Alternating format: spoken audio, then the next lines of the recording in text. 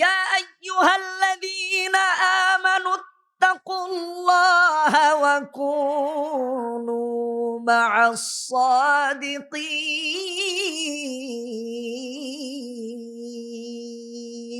৫ নম্বর পৃষ্ঠায় ১১ নম্বর পারায় সূরা তাওবার ১১৯ নম্বর আয়াত। তাকওয়া তো নিজেকে অবলম্বন করতে হবে, যে করেছে সে তো সাদিকিন হয়ে গেছে, নয়তো সাদিকিনদের সাথী হয়ে মুত্তাকি হয়ে যান। আপনি আর আমি আজকে সাথী বানাই সব অন্য জগতের লোকদেরকে, ইসলামী জগতের না। নাস্তিক মুরতাদ দিয়ে ভরে গেছে আজ দেশ, আর তাদের গিয়ে সঙ্গী হয় মুসলমানেরা। আজ ঘরে ঘরে নাস্তিক তৈরি হচ্ছে কোরআনের জ্ঞান না থাকার কারণে, দ্বীনের জ্ঞান না থাকার কারণে। ঠিক কিনা বেঠিক যারা বলেন? আপনার ছেলে ইঞ্জিনিয়ার হবে, হোক। আপনার ছেলে এফআরসিএস হবে, ডক্টর হবে, মাস্টার্স পাস করবে, হ্যাঁ গ্রাজুয়েশন করবে, সমস্যা নাই, কিন্তু কোরআন ছাড়া নয়। ব্যাকগ্রাউন্ড থাকা চাই কোরআন এবং নবীর সুন্নাতের। তাহলে বড় হয়ে যত বড় ইঞ্জিনিয়ার হোক, অন্তত পক্ষে তত বড় নাস্তিক হবে না। জোরে বলেন ঠিক কিনা বেঠিক? কেমন চরিত্রবান হবে, বা সিদ্দিকিন সাদিকিনদের সাথী সঙ্গী কেমন হওয়া যায়? ছোট্ট একটা উদাহরণ দেই। জুলফিকার নকশবন্দি তার কিতাবে লিখেছেন, মান খাফা মাকাম রাব্বি, রবের সামনে দাঁড়ানোর ভয়টা আপনার আমার কেমন থাকবে, এর ছোট্ট একটা উদাহরণ দিতেছে। রাসূলের ইন্তেকালের পরে হযরত আবু বকর সিদ্দিক রাদিয়াল্লাহু তাআলা আনহু হয়ে গেলেন রাষ্ট্রপ্রধান, খলিফাতুল মুসলিমিন। তো হযরত আবু বকর বলতেছেন, ওমর দেখো তো মদিনার কোন এলাকায় কে বিপদগ্রস্ত আছে। ফর এক্সাম্পল, এখন যেমন শীতের দিন, তাই না? এখন আমাদের দেশের যদি নেতা বা আমাদের এই এলাকার নেতা যদি বলেন, আমার এই হারিকান দিতে কার বাড়িতে কম্বল নাই, একটু তালাশ করে আসো, কে শীতে কষ্ট করতেছে, এরকম আর কি। রাষ্ট্রপ্রধান সাহাবায়ে কেরামদেরকে, সাথী সঙ্গীদেরকে পাঠিয়ে দিলেন, যাও খোঁজ দিয়ে দেখো কে এই প্রচন্ড শীতে কষ্ট করতেছে। সবাই এক একজন এক এক দিকে চলে গেলেন। হযরত ওমর মদিনার নিম্ন এলাকা বেয়ে বেয়ে একটা রাস্তায় গিয়ে পৌঁছালেন। জিজ্ঞেস করলেন, এখানে কি কেউ দুর্দশাগ্রস্ত বিপদগ্রস্ত আছে? রাষ্ট্রপ্রধান আমাকে পাঠিয়েছেন, তার মেসেজটা, তার খবরটা, তার ইনফরমেশনটা যেন রাষ্ট্রপ্রধানের কাছে দিয়ে দিই। লোকেরা দেখিয়ে দিল, ওমর ওই যে একটা বাড়ি আছে, ওই বাড়িতে একজন মহিলা আছে, বয়োবৃদ্ধ হওয়ার কারণে ঘর ঝাড়ু দিতে পারেন না, ছেলেও নাই, মেয়েও নেই, স্বামীও নাই, প্রতিবেশীও এরকম নাই যে কেউ তার সেবা করবে। এক, বয়োবৃদ্ধ হওয়ার কারণে তিনি তার ঘর পরিষ্কার পরিচ্ছন্ন করতে পারেন না। দুই, পানি মদিনার নিম্ন এলাকা থেকে উঁচু নিচু পাহাড় বেয়ে গিয়ে আনতে হয় কুয়া থেকে, তিনি সেটাও করতে পারেন না, বৃদ্ধ মানুষ। তাহলে কিভাবে এটা করা যায়? হযরত ওমর রাদিয়াল্লাহু তাআলা আনহু তার দরজায় গিয়ে নক করলেন। খেয়াল করে বুঝেন, মান খাফা মাকাম রাব্বি, রবের দরবারে জবাবদিহিতার ভয় কেমন থাকা চাই মুমিনের অন্তরে, এমন ইসলাহ হয়ে যাবে, গোটা জিন্দেগি সংশোধন হয়ে যাবে। হযরত ওমর গিয়ে ডাকলেন মাকে, মা সালাম বিনিময় করলেন, বললেন, মা আমি তো খলিফাতুল মুসলিমিনের কাছ থেকে এসেছি, আপনার ঘরে নাকি সমস্যা, লোক মুখে শুনলাম, এই সমস্যাগুলো নিরসনের ব্যবস্থা হয়ে যাবে, আমি রাষ্ট্রপ্রধানের কাছে আপনার খবরটা নিয়ে দিচ্ছি। বলে ঠিক আছে, এই করতে হবে। কি কাজ করতে হবে? ঘর পরিষ্কারের জন্য একজন পরিচ্ছন্ন কর্মী আর আরেকজন চাকর লাগবে, যে কিনা মদিনার নিম্ন এলাকা থেকে কুয়া থেকে পানি এনে দিবে। হযরত ওমর ফিরে আসলেন রাষ্ট্রপ্রধানের কাছে, এসে বললেন, হে আমিরুল মুমিনিন, অমুক জায়গাতে একজন মায়ের সন্ধান আমি পেয়েছি, যার মেসেজ হলো এই, খবর হলো এই, ইনফরমেশন হলো এই।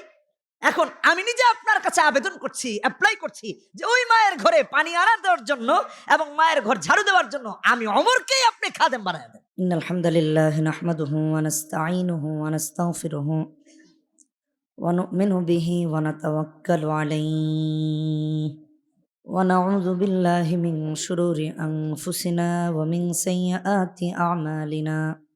من يهده الله فلا مضل له ومن يضلله فلا هادي له ونشهد أن لا إله إلا الله وحده لا شريك له ونشهد أن سيدنا وسندنا وحبيبنا ومولانا محمدا عبده ورسوله الذي أرسله بالحق بشيرا ونذيرا وداعيا إلى الله بإذنه وسراجا منيرا. أما بعد فقد قال الله تعالى في كلامه المجيد وفي فرقانه الحميد. সকলে জবান খুলে পড়ি, আউযু বিল্লাহি মিনাশ শাইতানির রাজীম। বিসমিল্লাহির রহমানির রহিম। ওয়া আম্মা মান খাফা মাকামা রাব্বিহি ওয়া নাহান নাফসা আনিল হাওয়া فإن الجنة هي المأوى. وقال تعالى في شان حبيبه إن الله وملائكته يصلون على النبي يا أيها الذين آمنوا صلوا عليه وسلموا تسليما. সবাই নামাজের দুরূদ পড়ি। আল্লাহুম্মা সাল্লি আলা মুহাম্মাদিন ওয়া আলা আলি মুহাম্মাদ কামা সাল্লাইতা আলা ইব্রাহিম ওয়া আলা আলি ইব্রাহিম ইন্নাকা হামিদুম মাজিদ। اللهم بارك على محمد وعلى آل محمد كما باركت على إبراهيم وعلى آل إبراهيم إنك حميد مجيد। صدق الله العظيم। মুজাহিদ মিল্লাত আল্লামা শেখ আব্দুল গনি রহমতুল্লাহ আলাইহি স্মৃতি বিজড়িত জামিয়া মুহাম্মাদিয়া হাড়িকান্দি জকিগঞ্জ সিলেটের উদ্যোগে আয়োজিত আজকের এই বার্ষিক ইসলামী মহাসম্মেলনের শ্রদ্ধাভাজন সভাপতি আল্লামা মুকদ্দাস আলী সাহেব এবং হজরত মাওলানা ফখরুল ইসলাম সাহেব, আল্লাহ তাআলা উভয়কে নেক হায়াত দান করুন, বলেন আমিন। উপস্থিত আছেন এখানে বিশেষ মেহমান হিসেবে অনেক উস্তাদদের উস্তাদ, অনেক মুহাদ্দিসদের উস্তাদ, জামিয়া ইসলামিয়া লন্ডনের সম্মানিত প্রিন্সিপাল শেখ তরিকুল্লাহ সাহেব বারাকাল্লাহু তাআলা ফি হায়াতি। উপস্থিত তার জামাতা বন্ধুবর এনাম ভাই। এত দূরে আসলে আসা হয় না, এই একটা মাহফিলের জন্য আসি। আমরা যেহেতু ঢাকায় থাকি, অনেক দূরে, তো আস্তে আস্তে আস্তে আস্তে দিন শেষ হয়ে যায়। গতকাল মাহফিল ছিল কোম্পানিগঞ্জ নোয়াখালী, এর আগের দিন মাহফিল শিবচর পদ্মা ঘাটে। প্রায় 11-12 ঘন্টা থেকেছি, ফেরি চলে নেই, ঘুম নেই। গতকাল রাতেও ঘুম নেই। আজকে ফ্লাইট যে কিভাবে ধরেছি, মানে দোয়া করছেন এনাম ভাই, দূর থেকে আসছেন তো, তাই চলে আসছি। কারণ আন্তরিক একটা টান ছিল। ঘুম থেকে উঠে দৌড়ায় কোনো রকম প্রথম গাড়িতে করে, গাড়ি নেমে পড়ে পাঠাও একটা রাইড বের হয়েছে, মোটর সাইকেল চলে, সেই গাড়ি ছেড়ে দিয়ে পাঠাওতে উঠে এসে ফ্লাইট ধরেছে। সেই ফ্লাইটে আল্লামা জুনায়েদ বাবুনগরী সাহেব, অনেক বড় বড় আলেমরা ছিলেন। আলহামদুলিল্লাহ আল্লাহ পাক শেষ পর্যন্ত নিয়ে এসেছেন। আরো যদি ব্যাখ্যা করি তাহলে বুঝবেন, গতকাল রাতে মেবি 11টায় খেয়েছিলাম, আর আজকে এ পর্যন্ত অল্প একটু পানি ছাড়া কিছু খাইনি। তাহলে বুঝেন কিভাবে আসছি। এটা হলো আরেকটা ব্যাখ্যা দিলাম। আসলে ওয়াদা রক্ষা করতে গেলে তারপর অনেক মহব্বতের মানুষ বন্ধুবর এনাম ভাইয়ের ইজ্জতের জন্য দৌড়ায় চলে আসছি। কিছু গুরুত্বপূর্ণ কথা বলবো। কোরআনে কারিম থেকে একটি আয়াত তিলাওয়াত করেছি। কোরআনে কারিমের 30তম পারার হিফজুল কোরআনের 30তম পারার 3 নম্বর পৃষ্ঠার সূরা নাজিআতের 40-41 নম্বর আয়াত তিলাওয়াত করেছি। মান খাফা মাকামা রাব্বি ওয়া নাহান নাফসা আনিল হাওয়া ফাইন্নাল জান্নাতা হিয়াল মাওয়া। আল্লাহ পাক দ্ব্যর্থ কণ্ঠে এখানে বলছেন, সবক দিচ্ছেন, গাইড দিচ্ছেন। যেই বান্দাবান্দির অন্তরে আল্লাহ পাকের ভয় থাকবে। কিসের ভয়? যে জবাবদিহিতা করতে হবে কিয়ামতের ময়দানে, আল্লাহ তাআলার দরবারে আমাকে দাঁড়াতে হবে, কি করেছি তার জবাব দিতে হবে। আমার কথা বুঝতে পেরেছেন? দুনিয়াতে যদি কেউ অপকর্ম করি, খুন করি, ধর্ষণ করি, গুনাহ করি, অপরাধ করি, রাষ্ট্রবিরোধী কর্মকাণ্ড করি, সংবিধান বিরোধী, আইন বিরোধী কাজকাম করি, তাহলে আপনাকে আমাকে যেরকম আদালতের সামনে দাঁড়াতে হয়, ঠিক এখানে আপনি আর আমি যত আল্লাহ পাকের বিধান বিরোধী কাজ করব, কিয়ামতের ময়দানে আল্লাহ পাকের দরবারে দাঁড়াতে হবে। কিন্তু আল্লাহ পাক ডিফারেন্ট কথা বলতেছেন। মান খাফা মাকামা রাব্বি, যে বান্দার অন্তরে এই ভয় থাকবে যে কিয়ামতে আমাকে আল্লাহ পাকের দরবারে দাঁড়াতে হবে, এই ভয়, আর এই ভয়ে সে চুরি করতে গিয়ে চুরি করেনি। হায় হায়, আমি যদি আজ চুরি করি তাহলে আল্লাহর কাছে আমি কি জবাব দিব? চুরি থেকে বিরত রয়ে গেলাম। আমি যদি দুর্নীতি করি, রবের কাছে আমি কি জবাব দিব? ওখানে তো আমি ছাড়া পাবো না। আমি যদি খুন করি, আল্লাহর কাছে আমি কি জবাব দিব? এগুলো ভেবে মনের কুপ্রবৃত্তি থেকে বেঁচে থেকে শয়তানের কুমন্ত্রণাকে উপেক্ষা করে রবের দাসত্বে নিজেকে নিবেদিত করে দিয়েছে, আল্লাহ পাক তার ঠিকানা জান্নাত বানায় দিবে। এই ভয় কখন অর্জন হবে? বান্দার অন্তর যখন পূর্ণাঙ্গভাবে মুসলমান হতে পারবে, পূর্ণাঙ্গভাবে যখন মুত্তাকি হতে পারবে, তখন বান্দার অন্তরে এই ভয় প্রতিষ্ঠিত হয়ে যাবে। বলেন সুবহানাল্লাহ। এই জন্য কোরআনে কারীম খুলে দেখে নিন, আল্লাহ রাব্বুল ইজ্জত ওয়াল জালাল 4 নম্বর পারাতে হিফজুল কোরআনের 2য় পৃষ্ঠায় সূরা আল ইমরান 102 নম্বর আয়াতে বললেন, ইয়া আইয়ুহাল্লাযীনা আমানুত্তাকুল্লাহ হাক্কা তুকাতি ওয়া লা তামুতুন্না ইল্লা ওয়া আনতুম মুসলিমুন। এখানে বুঝতে হবে, একদিকে আল্লাহ পাক বলেছেন মুত্তাকি হতে, আবার আরেকদিকে বললেন মুসলমান না হয়ে মরো না। মুসলমানকে যার আপাদ মস্তক সর্বস্বকে আল্লাহর কাছে নিবেদন করে দেয়, সে ব্যক্তি মুসলমান। তাহলে মুত্তাকি কে? মুত্তাকিও সে ব্যক্তি যার কাছে আল্লাহ ছাড়া আর কোনো কিছু বড় হতে পারে না, আল্লাহর বিধান তার কাছে বড় হয়ে যায়। অতএব মুত্তাকি হওয়া ছাড়াও মরার অবকাশ নাই। আর যে মুত্তাকি হয়ে গেল সে মুসলমান হয়ে গেল, যে মুসলমান হয়ে গেল সে মুত্তাকি হয়ে গেল। আল্লাহু আকবার বলেন। ওয়ালা তামুতুন্না ইল্লা ওয়া আনতুম মুসলিমুন, রব ব্যর্থ কণ্ঠে ঘোষণা করেছেন। এগুলো মানতে হবে।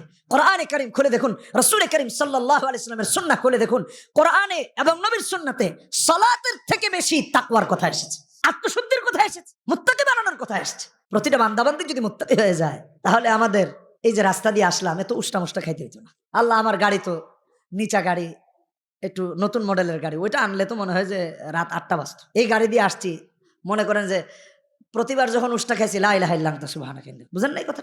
যাই হোক, ওদিকে না হয় নাই গেলাম। তাকওয়া, তাকওয়া ওয়াল কাফিয়া, 3টে বর্ণ থেকে তাকওয়ার উৎপত্তি। তাকওয়া অর্থ কি? আল্লাহর ভালোবাসা, আল্লাহর ভয়, fair of Allah, love for Allah, protection, defence. Defence মানে কি? ফুটবল খেলে না, দেখবেন 11 জন খেলে, স্ট্রাইকার আছে, মিডফিল্ড আছে, আবার একজন ডিফেন্স থাকে। আবার যে ডিফেন্স থাকে সে ওটারে দেখবেন একটু মোটা খাটো রাখে, যাতে করে স্ট্রাইকার যদি বল নিয়ে আসে তাহলে বল মারুক আর না মারুক, করে মেরে যেন উড়ায় দেয়। কথা বলছেন না? তাকওয়া হলো এমন, তাকওয়া এমন ডিফেন্স, যেই বান্দাবান্দির অন্তরে তাকওয়া থাকে, শয়তানের সমস্ত কুমন্ত্রণা লাথি দিয়ে দূরে সরায় দেয়। আল্লাহু আকবার। বোঝানোর জন্য সামাজিক পরিবেশে ব্যবহার করলাম। প্রোটেকশন, যুদ্ধের ময়দানে ঢাল থাকে না কেন? শত্রুর আঘাত থেকে নিজেকে মুক্ত হওয়ার জন্য, মুক্ত থাকার জন্য। আর প্রতিটা বান্দাবান্দি যখন মুত্তাকি হয়ে যায়, শয়তান নামক দুশমনের সমস্ত আক্রমণ থেকে আত্মরক্ষা করার উপায় হয়ে যায়। সাহাবায়ে কেরামের মধ্যে কেমন ভয় ছিল? মান খাফা মাকাম রাব্বি, যে রবের সামনে আমি দাঁড়িয়ে কি জবাব দিব, রবের সামনে আমার কি প্রশ্ন উত্তর হবে, আমি কি মুক্ত হব, মুক্তি পাবো, নাকি আটকিয়ে যাব? তাকওয়া কি জিনিস এটা বোঝার জন্য আমি কয়েকটি পরিচয় দিই। 1 নম্বর পরিচয় কোরআন থেকে নিন। শাব্দিক অর্থের কথা তো বললাম, আল্লাহ ভীতি, আল্লাহ ভীরুতা। তবে ডিফারেন্ট আমি একটা অর্থ করি, এটা পৃথিবীর অনেক বিজ্ঞ বিজ্ঞ স্কলারগণ করেন, যে আল্লাহর ভালোবাসা সাথে আল্লাহর ভয়। শুধু আল্লাহর ভয়ের নাম তাকওয়া নয়, আল্লাহর ভালোবাসাও থাকতে হবে। উভয়টার সম্মিলিত যেই ভয় আর ভালোবাসা, সেটাই হলো তাকওয়া। কিভাবে?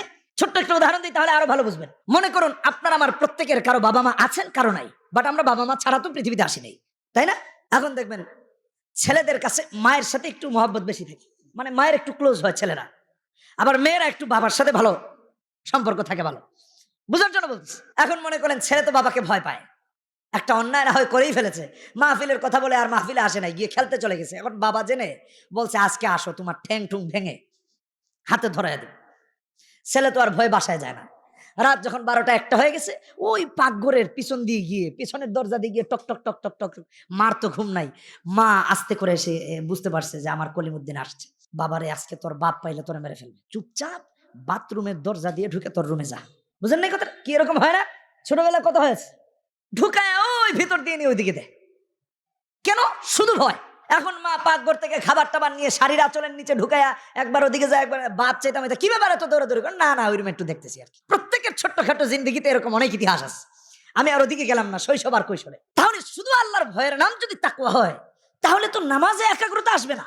তাকওয়া হলো আল্লাহ তাআলার ভালোবাসা আর আল্লাহর ভয়ের। মুমিন বান্দার অন্তরের এমন অবস্থা যে আল্লাহ তাআলার ভয় তাকে আমালে সাইয়্যা থেকে বিরত রাখবে, আর আল্লাহ তাআলার ভালোবাসা তাকে আমালে সালেহার উন্নত শিখরে পৌঁছায় দেবে। সুবহানাল্লাহ। ফর এক্সাম্পল, একটা পাখির 2টি ডানা, আল্লাহর ভালোবাসা আর ভয়ের উদাহরণ। একটা পাখির 2টি ডানা, একটা যদি না থাকে একটা দিয়ে উঠতে পারবে? উঠতে পারবে না। ভাইরা আমার, বন্ধুরা আমার, মুমিন বান্দা বান্দির আল্লাহ পাকের ভালোবাসা আর অন্তরের এমন অবস্থা, ভয় আর ভালোবাসা।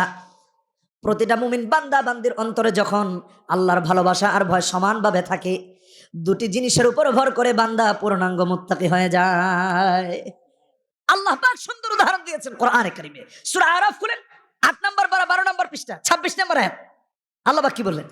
ইয়া বানি আদম قد أنزلنا عليكم لباسا يواري سوآتكم وريشا ولباس التقوى ذلك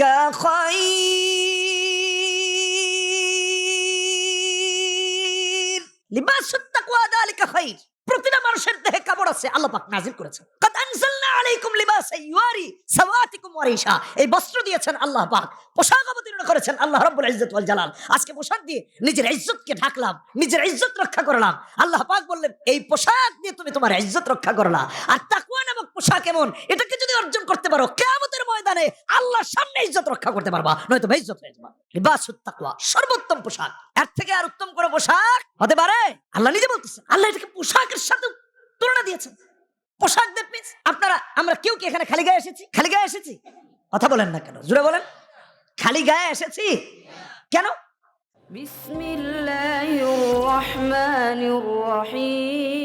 কোরআন হাদিসের আলোকে সত্যের সন্ধান, মাহফিল টিভি, সিলেট। আসেনি, পোশাকটা আপনার আমার শরীরের সাথে জড়িত হয়ে আছে। তাকওয়াটাকে আপনার আমার দেহের সাথে, আমলের সাথে সার্বক্ষণিক সঙ্গী বানায় নিতে হবে। কথা বলেন ঠিক কিনা বেঠিক? আল্লাহ এটাকে পোশাকের সাথে তুলনা করেছে। হযরত উবাই ইবনে কাব কারিউল কুররা, হযরত ওমর বললেন, হে উবাই ইবনে কাব, তাকওয়া কি জিনিস? তিনি উদাহরণ দিলেন, তাকওয়া হলো এমন যে কাঁটাযুক্ত পথ অতিক্রম করা। যেমন কাঁটাযুক্ত পথ দিয়ে যদি আপনি হাঁটেন, আমি হাঁটি, তাহলে আমার জুব্বাটা আঁটোসাঁটো করে হাঁটবো, ডান দিকে লেগে যায়, বাম দিকে লেগে যায়, না জানি জুব্বার কাপড় আটকে যায় কিনা। সেদিন মাহফিলে যাচ্ছিলাম, জুমা পড়াতে যাচ্ছিলাম, তো ফার্ম গেটে দেখলাম একজন মেয়ে মানুষ রাস্তার এপার থেকে ওপার পার হচ্ছে। এটা কিন্তু খুব নিয়ম বহির্ভূত কাজ। ওভারব্রিজ দেওয়া আছে, সে ওভারব্রিজ দিয়ে না গিয়ে সরাসরি নিচ দিয়ে পার হচ্ছে। অ্যাক্সিডেন্ট হলে ড্রাইভারের দোষ। আল্লাহ আপনাকে বিবেক দেননি? সরকার আপনার জন্য ওভারব্রিজ বানিয়েছে, আপনি ওখান দিয়ে না হেঁটে নিচ দিয়ে হাঁটবেন কেন? দুটাই লঙ্ঘন করেছেন। তো মেয়েটি যখন ওই কাঁটা তার, ডিভাইডারের উপরে কাঁটা তার দেয়া, বন্ধনী দেওয়া, সে ওইটার নিচ দিয়ে রুকুর মতো হয়ে ঢুকে আটোসাটো হয়ে ওপারে পার হচ্ছে। যখন দেখলো যে গাড়ি কম, হুট করে যখন দৌড় দিয়েছে ডিভাইডার থেকে, মাঝখান থেকে, তার ওড়না আটকায় আছে এখানে কাঁটা তারে, আর সে ওই পারে। এখন এদিকে ধরবে না ওদিকে যাবে? বুঝার জন্য বললাম। এর থেকে আর সামাজিক উদাহরণ দিতে পারলাম না। দেখেন এখানে কয়টা ক্ষতি ছিল। যদি তার গলাতে ওড়নাটা ভালো করে বাঁধা থাকতো, তাহলে সে কিন্তু গাড়ির নিচে পড়তো, অ্যাক্সিডেন্ট হতো। তার কাঁটাতে তার ওড়নাটা আটকায় গেল। আপনাকে আমাকে এমন ভাবে এই কাঁটাযুক্ত দুনিয়া, কাঁটাযুক্ত দেখবেন কি বুঝেছেন? মানে গুনাহযুক্ত, ডানে গুনাহ, বামে গুনাহ, সামনে গুনাহ, পেছনে গুনাহ, এই কাঁটাযুক্ত পথ, গুনাহযুক্ত পথটাকে আপনাকে আমাকে আটোসাটো হয়ে সমস্ত গুনাহ উপেক্ষা করে যদি পার হতে পারি, কিয়ামতে আল্লাহর জান্নাতি হতে পারবো। এখানে তো অনেকে মাছ ধরি, আমরা মাছ ধরি না? এখানে হাওরাস, বিলাস, বুঝানোর জন্য আরেকটু বলতেছি, দুনিয়ার জিন্দেগিটা কিভাবে গুনাহমুক্ত থাকতে হবে। আল্লাহ কোরআনে কারিমে অনেক উদাহরণ দিয়েছেন। আমি ছোট্ট একটা আয়াত দিয়ে একটা উদাহরণ দিই, আরো অনেক আছে। কোরআনে কারিম খুলে দেখে নিন, 3 নাম্বার পারা, 8 নাম্বার পৃষ্ঠা, সূরা বাকারার 278 নাম্বার আয়াত, 79 নাম্বার আয়াত। আল্লাহ পাক দেড়টা বললেন, ইয়া আইয়ুহাল্লাযীনা আমানুত্তাকুল্লাহ ওয়া যারু মা বাকিয়া মিনার রিবা। আরো অনেক আছে। এখানে সুদ যেমন একটা গুনাহ, এটাকে পরিত্যাগ করা ছাড়া মুত্তাকি হওয়া যায় না, ঠিক প্রতিটি গুনাহকে উপেক্ষা করা ছাড়া, বাদ দেওয়া ছাড়া মুত্তাকি হওয়া যায় না। বাইং মাছ চিনি না? বাইং মাছ কোথায় থাকে? পানির উপরে নাকি নিচে? পানির নিচে না, পানির নিচে কাদার নিচে থাকে। কথা ঠিক বললাম কিনা? কাদার নিচে থাকে। আমি তো মাছ জীবনে ধরিনি, বরং আমি মাছ ধরতে গেলে মাছ আরো আমার নিয়ে যাবে। জীবনে কোনোদিন নামি নেই। উল্টা পানিতে যদি কোনোদিন নামি আর কোনো দিকে যদি একটু নড়ে টড়ে, তাইলে আর খবর নাই, উঠে পালাই। আগে মাঝে মাঝে নেমেছিলাম, বড় হওয়ার পর মনে হয় ভয় আরো বাড়ছে। কোনোদিন যদি কোনো পুকুরে যাই, মগ নিয়ে যাই, ঘাটে বসে বসে পানি ঢালি। লাহাওলা, এটা শরমের কথাবার্তা, যাকে এটা বলেই ফেললাম বোঝানোর জন্য। আমার এটা জানা নেই, বাট মৎস্য শিকারী যারা মাছ ধরে জেলে, তারা বলতে পারবে যে কাদার নিচে বাইং মাছ থাকে, ওই কাদার গভীর থেকে সে বাইং মাছটাকে তুলে টেনে টেনে টেনে টেনে যতক্ষণে উপরে উঠায়। আর যদি আকাশে সূর্য থাকে, তাহলে বাইং মাছটার দিকে যদি তাকান আর সামনে যদি সূর্য থাকে, দেখবেন চকচক চকচক করতেছে। কিন্তু উঠাইছে কোত্থেকে? কাদার গভীর নিচ থেকে, কিন্তু দেখা যাচ্ছে একদম ঝকঝকে। ঠিক মুমিন বান্দা বান্দির অবস্থান এমন হওয়া চাই, আপনি আর আমি যখন কবর থেকে উঠবো কিয়ামতের ময়দানে, আপনার আমার আমলনামাটা ঠিক নেকি দ্বারা ঝকঝক করা উচিত। দুনিয়ার কোন গুনাহ যেন আপনাকে আমাকে স্পর্শ করতে না পারে। বাইং মাছটা যখন মৎস্য শিকারী আর জেলে উপরে উঠালো, কাদার ভেতর থেকে উঠে এসেছে, কিন্তু তার দেহে কোনো কাদা লেগে নাই। মুমিন বান্দা বান্দির দুনিয়ার জিন্দেগিটা এমন হবে, চতুর্দিকে গুনাহ, এই গুনাহ থেকে আপনি আর আমি কিয়ামতের মাঠে এমন ভাবে দাঁড়াবো যেন আপনার আমার আমলনামায় কোনো গুনাহের লেশ মাত্র না থাকে। কথা বলেন ঠিক কিনা বেঠিক? ইত্তাকুল্লাহ, ইত্তাকুল্লাহ, ইত্তাকুল্লাহ। আল্লাহ সব জায়গায় এগুলো বলেছেন। এজন্য আল্লাহ পাক অন্য আয়াতে বলেছেন, ইয়া আইয়ুহাল্লাযীনা আমানুত্তাকুল্লাহা ওয়া কুনু মা'আস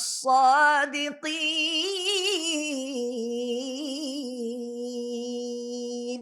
5 নাম্বার পৃষ্ঠা, 11 নাম্বার পারা, সূরা তাওবার 119 নাম্বার আয়াত। তাকওয়া তো নিজেকে অবলম্বন করতে হবে, যে করেছে সে তো সাদিকিন হয়ে গেছে, নয়তো সাদিকিনদের সাথী হয়ে মুত্তাকি হয়ে যান। আপনি আর আমি আজকে সাথী বানাই সব অন্য জগতের লোকদেরকে, ইসলামী জগতের না। নাস্তিক মুরতাদ দিয়ে ভরে গেছে আজ দেশ, আর তাদের গিয়ে সঙ্গী হয় মুসলমানেরা। আজ ঘরে ঘরে নাস্তিক তৈরি হচ্ছে, কোরআনের জ্ঞান না থাকার কারণে, দ্বীনের জ্ঞান না থাকার কারণে। ঠিক কিনা বেঠিক যারা বলেন? আপনার ছেলে ইঞ্জিনিয়ার হবে, হোক। আপনার ছেলে এফআরসিএস হবে, ডক্টর হবে, মাস্টার্স পাস করবে, হ্যাঁ, গ্রাজুয়েশন করবে, সমস্যা নাই, কিন্তু কোরআন ছাড়া নয়। ব্যাকগ্রাউন্ড থাকা চাই কোরআন এবং নবীর সুন্নাতের। তাহলে বড় হয়ে যত বড় ইঞ্জিনিয়ার হোক অন্তত পক্ষে তত বড় নাস্তিক হবে না। জোরে বলেন ঠিক কিনা বে ঠিক? কেমন চরিত্রবান হবে বা সিদ্দিকিন সাদিকিনদের সাথী সঙ্গী কেমন হওয়া যায়? ছোট্ট একটা উদাহরণ দেই।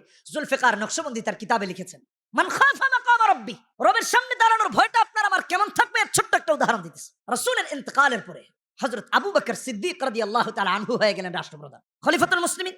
হযরত আবু বকর বলতেছেন, ওমর দেখো তো মদিনার কোন এলাকায় কে বিপদগ্রস্ত আছে। ফর এক্সাম্পল, এখন যেমন শীতের দিন, তাই না? এখন আমাদের দেশের যদি নেতা বা আমাদের এই এলাকার নেতা যদি বলেন, আমার এই হারিকান দিতে কার বাড়িতে কম্বল নাই একটু তালাশ করে আসো, কে শীতে কষ্ট করতেছে, এরকম আর কি। রাষ্ট্রপ্রধান সাহাবায়ে কেরামদেরকে সাথী সঙ্গীদেরকে পাঠিয়ে দিলেন, যাও খোঁজ দিয়ে দেখো কে এই প্রচন্ড শীতে কষ্ট করতেছে। সবাই এক একজন এক এক দিকে চলে গেলেন। হযরত ওমর মদিনার নিম্ন এলাকা বেয়ে বেয়ে একটা রাস্তায় গিয়ে পৌঁছালেন। জিজ্ঞেস করলেন, এখানে কি কেউ দুর্দশাগ্রস্ত বিপদগ্রস্ত আছে? রাষ্ট্রপ্রধান আমাকে পাঠিয়েছেন, তার মেসেজটা, তার খবরটা, তার ইনফরমেশনটা যেন রাষ্ট্রপ্রধানের কাছে দিয়ে দিই। লোকেরা দেখিয়ে দিল, ওমর ওই যে একটা বাড়ি আছে, ওই বাড়িতে একজন মহিলা আছে, বয়োবৃদ্ধা হওয়ার কারণে ঘর ঝাড়ু দিতে পারেন না, ছেলেও নাই, মেয়েও নেই, স্বামীও নাই, প্রতিবেশীও এরকম নাই যে কেউ তার সেবা করবে। এক, বয়োবৃদ্ধ হওয়ার কারণে তিনি তার ঘর পরিষ্কার পরিচ্ছন্ন করতে পারেন না। দুই, পানি মদিনার নিম্ন এলাকা থেকে উঁচু নিচু পাহাড় বেয়ে গিয়ে আনতে হয় কুয়া থেকে, তিনি সেটাও করতে পারেন না, বৃদ্ধ মানুষ। তাহলে কিভাবে এটা করা যায়? হযরত ওমর রাদিয়াল্লাহু তাআলা আনহু তার দরজায় গিয়ে নক করলেন। খেয়াল করে বুঝেন, মান খাফা মাকাম রাব্বি, রবের দরবারে জবাবদিহিতার ভয় কেমন থাকা চাই মুমিনের অন্তরে, আমল ইসলাহ হয়ে যাবে, গোটা জিন্দেগি সংশোধন হয়ে যাবে। হযরত ওমর গিয়ে ডাকলেন মাকে, মা সালাম বিনিময় করলেন, বললেন, মা আমি তো খলিফাতুল মুসলিমিনের কাছ থেকে এসেছি, আপনার ঘরে নাকি সমস্যা, লোক মুখে শুনলাম, এই সমস্যাগুলোর নিরসনের ব্যবস্থা হয়ে যাবে, আমি রাষ্ট্রপ্রধানের কাছে আপনার খবরটা নিয়ে দিচ্ছি। বলে ঠিক আছে, এই করতে হবে। কি কাজ করতে হবে? ঘর পরিষ্কারের জন্য একজন পরিচ্ছন্ন কর্মী আর আরেকজন চাকর লাগবে যে কিনা মদিনার নিম্ন এলাকা থেকে কুয়া থেকে পানি এনে দিবে। হযরত ওমর ফিরে আসলেন রাষ্ট্রপ্রধানের কাছে, এসে বললেন, হে আমিরুল মুমিনিন, অমুক জায়গাতে একজন মায়ের সন্ধান আমি পেয়েছি, যার মেসেজ হলো এই, খবর হলো এই, ইনফরমেশন হলো এই। এখন আমি নিজে আপনার কাছে আবেদন করছি, অ্যাপ্লাই করছি যে ওই মায়ের ঘরে পানি আনা দেওয়ার জন্য এবং মায়ের ঘর ঝাড়ু দেওয়ার জন্য আমি ওমরকেই আপনি খাদেম বানায় দেন, আমি এই কাজ করতে চাই। এই যুগে কি এরকম একজন নেতা পাওয়া যাবে? হযরত আবু বকর সিদ্দিক যদি হন রাষ্ট্রপ্রধান, তাহলে হযরত ওমর তো নেক্সট রাষ্ট্রপ্রধান। চারিত্রিক গুণাবলী কাকে বলা হয়? ভাইরা আমার, বন্ধুরা আমার, লক্ষ্য করুন, সিটি কর্পোরেশনের লোক, পৌরসভার লোকেরা দেখবেন সকাল যখন হয়ে যায়, বেলচা খুন্তি ঝাড়ু নিয়ে সিটি শহর পরিষ্কার করার জন্য গিয়ে হাজির হয়ে যায় পরিচ্ছন্ন কর্মীরা, ঠিক কিনা ঠিক? হযরত ওমর দায়িত্ব নিয়ে নিলেন, খলিফাতুল মুসলিমিন দায়িত্ব আমাকে দেন। রাষ্ট্রপ্রধান বললেন, ওমর যাও, তোমাকে দায়িত্ব দিয়ে দিলাম। হযরত ওমর দায়িত্ব পালন করার জন্য পরদিন ফজরের সালাত আদায় করে মায়ের ঘর অভিমুখে রওনা করলেন। কিন্তু আজকে নেতার অভাব নাই, কিন্তু নামাজ আদায় করেনেওয়ালা নেতার অভাব। কে ফজরের নামাজ আদায় করে? এগুলো আপনার আমার জন্য সবক। কেন আজকে গোটা পৃথিবীতে মুসলমানেরা মার খাচ্ছে? এগুলোর কারণে। নেতা হয়েছে কিন্তু নীতিবান হয়নি, চরিত্রবান হয়নি। ভাইরা আমার, বন্ধুরা আমার, লক্ষ্য করুন, হযরত ওমর মায়ের বাড়ির দরজায় গিয়ে হাজির হয়ে গেলেন। দরজায় নক করলেন, মা দরজা খুলে দিলেন বাবাকে। হযরত ওমর নিজের পরিচয় দিলেন, মা আমি হলাম ওমর।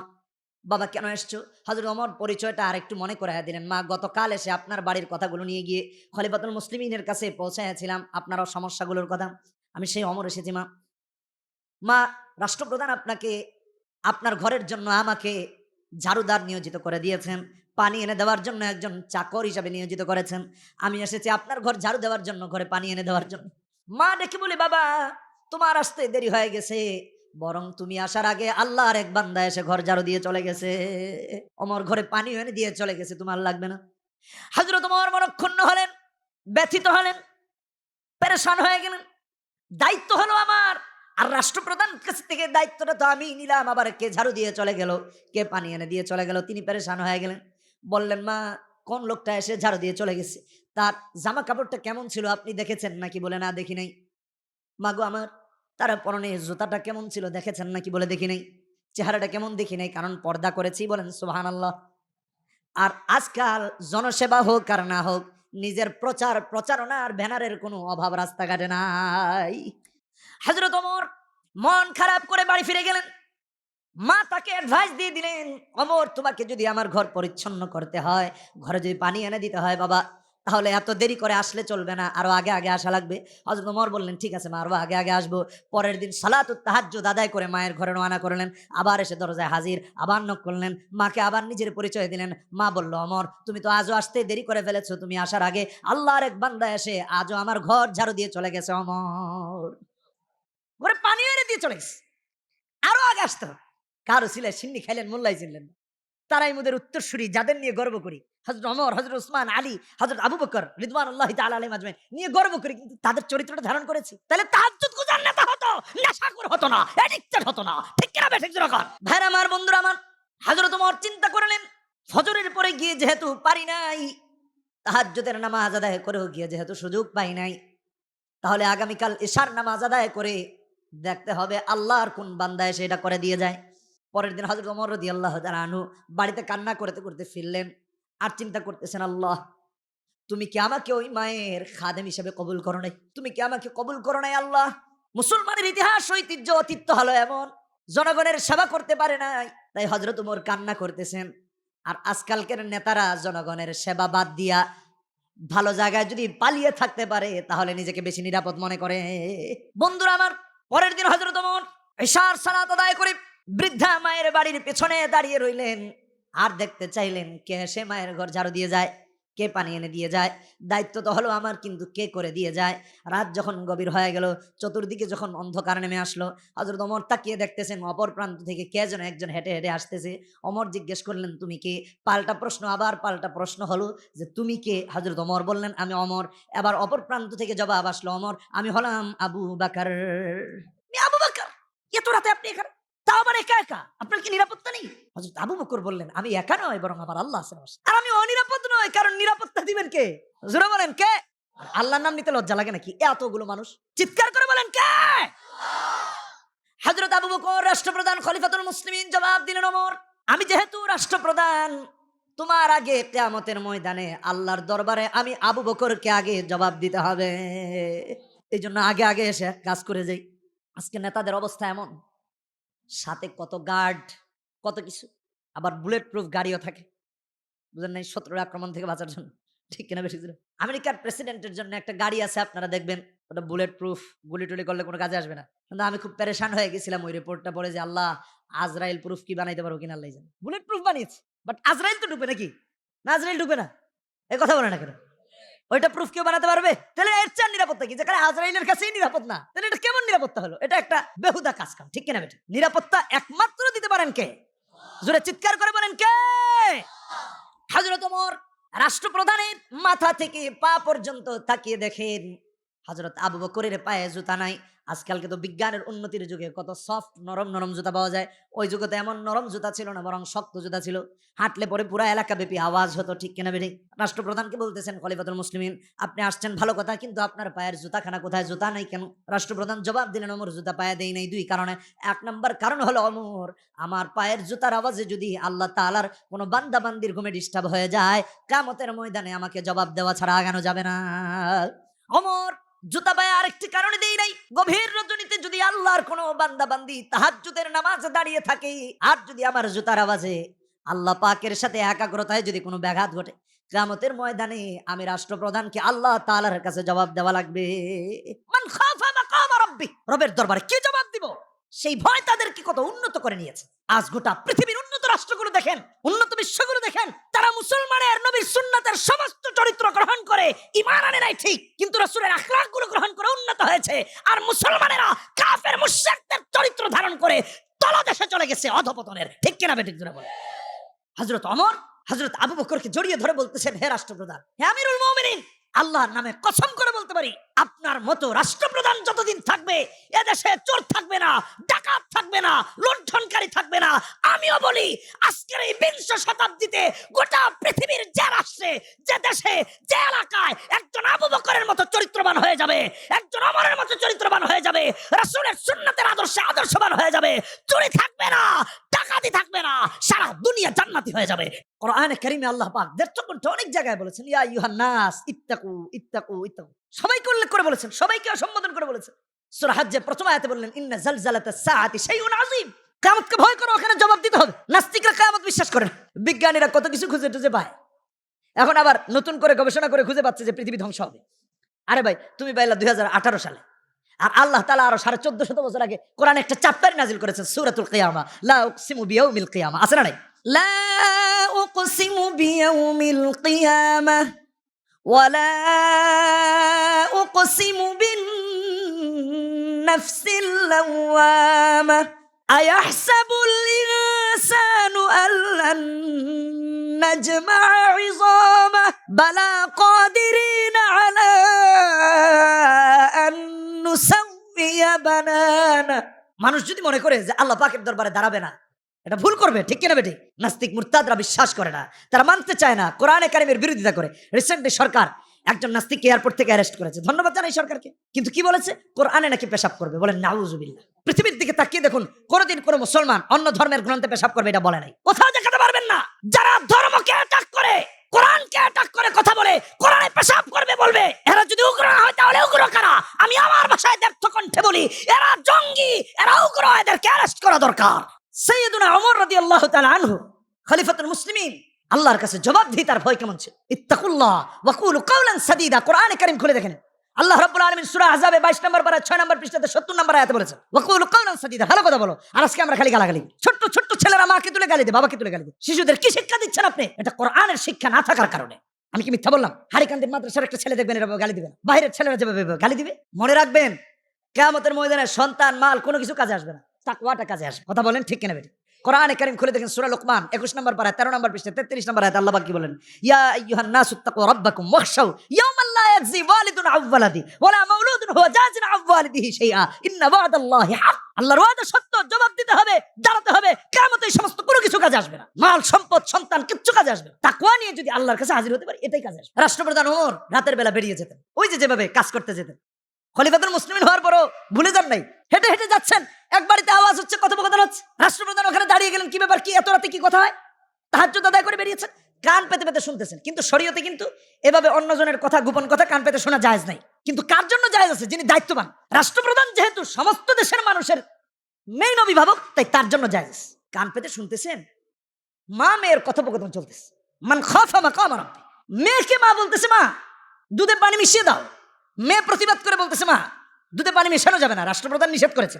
মা বলতেছে, আরে রাষ্ট্রপ্রধানও দেখবে না, রাষ্ট্রপ্রধানের কোনো লোকও দেখবে না, মিশিয়ে দাও। মেয়ে জবাব দিল, রাষ্ট্রপ্রধান দেখবেন না, তার লোক দেখবে না, কিন্তু আল্লাহ তো দেখবেন। সুবহানাল্লাহ, আল্লাহু আকবার বলেন, চিৎকার করে বলেন আল্লাহু আকবার। হযরত ওমর শুনে আশ্চর্যান্বিত হয়ে গেলেন, বাড়ি ফিরে গেলেন। পরদিন এই মেয়েকে নিজের পুত্রবধূ করে নিয়ে যাওয়ার জন্য অফার দিয়ে দিলেন। সততার দাম, আমানতদারির দাম, আল্লাহ ভীতির দাম। নিজের ছেলেকে বিয়ে করাবেন চরিত্র দেখে, রাষ্ট্রপ্রধান। আর আজকালকে সলিমউদ্দিন কলিমউদ্দিন বিয়ে দিবে, একটু যদি বড় লোক হতে পারে, সমাজের সবচেয়ে চরিত্রবান লোক, তার কাছে দাম নাই, ছেলেটার দাম নাই। কেউ যদি মদখুর গাঁজাখুর হয়, তার যদি বাড়ি গাড়ি থাকে, তাহলে তার দাম আছে। আমি মিথ্যা কথা বললাম? চরিত্রবান ছেলের কাছে মেয়ে দিবে না, দুঃখজনক। এজন্য আজকে অধপতন হচ্ছে গোটা পৃথিবীতে। এখান থেকে আরেকটা জিনিস বিশ্বাস করার, আরেকটা জিনিস শেখার, খাদ্যে ভেজাল করা এটা কত বড় অপরাধ। আজকে প্রতিটা খাবারে ফরমালিন, প্রতিটা খাবার, বাজার থেকে যা খাবেন ফরমালিন, যা খাবেন ফরমালিন, যা খাবেন ফরমালিন। রাষ্ট্রপ্রধান খাদ্যে ভেজাল করা যাবে না, প্রথম আইন প্রণয়ন করেছেন। সুবহানাল্লাহ, ইসলাম কত সুন্দর। যদি আজকে মানতো, তাহলে ওজনে কম দিত না, তাহলে খাদ্যে ভেজাল করতো না, তাহলে খাদ্যে ফরমালিন দিত না। ঠিক কিনা বেঠিক? আমি মিথ্যা কথা বললাম না সত্য কথা বললাম? আমি এক মসজিদে প্রায় 7 বছর খেতাবতি করেছি। ওই মসজিদের একজন সভাপতি ছিলেন, খুব শুভ্র দাড়ির অধিকারী, খুব সুন্দর মানুষ, নামাজি, 5 ওয়াক্ত নামাজি।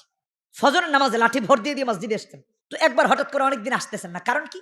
ওই এলাকার একটা ছেলে, তার বাড়ি ছিল মেবি ফরিদপুর, তো ফরিদপুরে গিয়েছে। তো সভাপতি সাহেবের জন্য খাঁটি গরুর দুধ নিয়ে আসছে, মানে গরুর খাঁটি দুধ, দেশি গরুর দুধ। যে সভাপতি সাহেব এখানে কি খান না খান, 1 নম্বর দুধ তো আর পান না, আমি খাঁটিটা নিয়ে আসলাম। সভাপতি সাহেব একদিন খায়া মনে হয় 10 দিন অসুস্থ। এখন ওই ছেলেও তো ভয় আর মসজিদে আসে না, হায় হায় আমার দুধ খায়া সভাপতি সাহেব অসুস্থ, না জানি কি। তো আমরা সবাই ওনার বাড়িতে গেলাম দেখা করতে, গিয়ে সালাম বিনিময় হলো।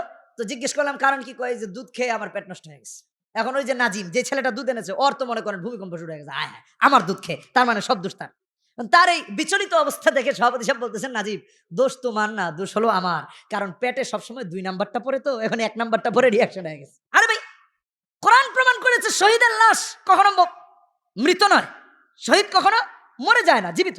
আর শহীদের লাশ অক্ষত থাকে, এর হাজারো প্রমাণ আছে। আর বর্তমান 2018 সালে এত ফরমালিন খাই আমরা যে আমাদের লাশ এমনি বসে না, বাস্তব কথা বলতেছি। এক ভাই দুঃখ শেয়ার করতেছে, কোরবানির ঈদের কোরবানির গরুর জন্য ভুসি কিনতে গেছে। তো এক দোকানে গিয়ে বললেন, ভাই এই ভুসির বস্তা 10 কেজি ভুসি কিনবে। তো গিয়ে দোকানদার অফার করতেছে, দূর মিয়া তুমি 10 কেজি নিবা কেন, কয়েকদিন আছে 1 বস্তায় নিয়ে যাও। তো বলতেছে, চাচা বস্তায় কত কেজি? বলতেছে বস্তায় 40 কেজি। কত কেজি? ঠিক আছে, দাম কত? বলে কমায় টমায় দিব না, বেশি নিবা যেহেতু কমাই দিব, 1 বস্তা তো। আচ্ছা ঠিক আছে। তো বেচারা কুলি এনেছে, কুলি তো মাথায় করে নিবে। এখন কুলি এনে মাথায় তোলার পরে কুলিকে বলেছে যে এখানে কত কেজি? বলে 40 কেজি। কত কেজি? কুলি মাথায় নিয়ে কয় স্যার এখানে 40 কেজি জীবনে হবে না, 20 থেকে 25 কেজির বেশি হবে না। কুলি তো আন্দাজ করে বলেছে, বেচারার কলবে গিয়ে লাগছে না, এটা তো আচ্ছা এটা আমি মাই পানিব। এখন দোকানদার বলছে আরে দূর 2-4-5 কেজি কম হইতে পারে, ওই টাকা তোমার কমায় দিয়ে দেবো না, নিয়ে যাও তো।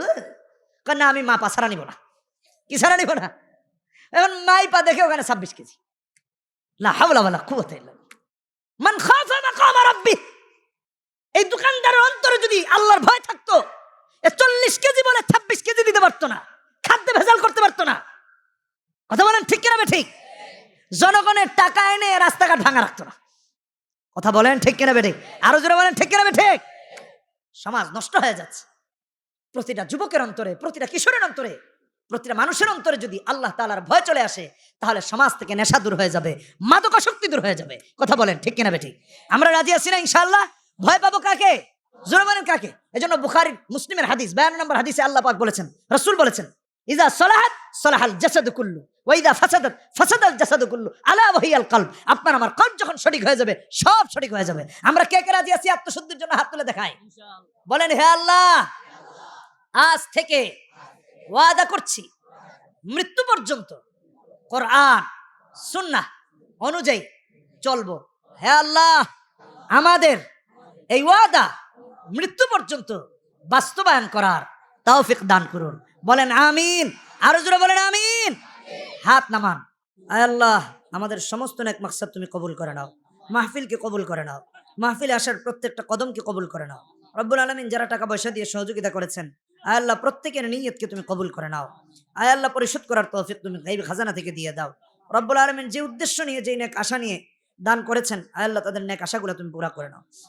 সাল্লাল্লাহু তাআলা আলা খায়রি খালকিহি মুহাম্মাদ ওয়া আলিহি ওয়া আসহাবিহি আজমাইন বিরহমাতিকা ইয়া আরহাম। বিসমিল্লাহির রহমানির রহিম। কোরআন হাদিসের আলোকে সত্যের সন্ধান, মাহফিল টিভি, সিলেট।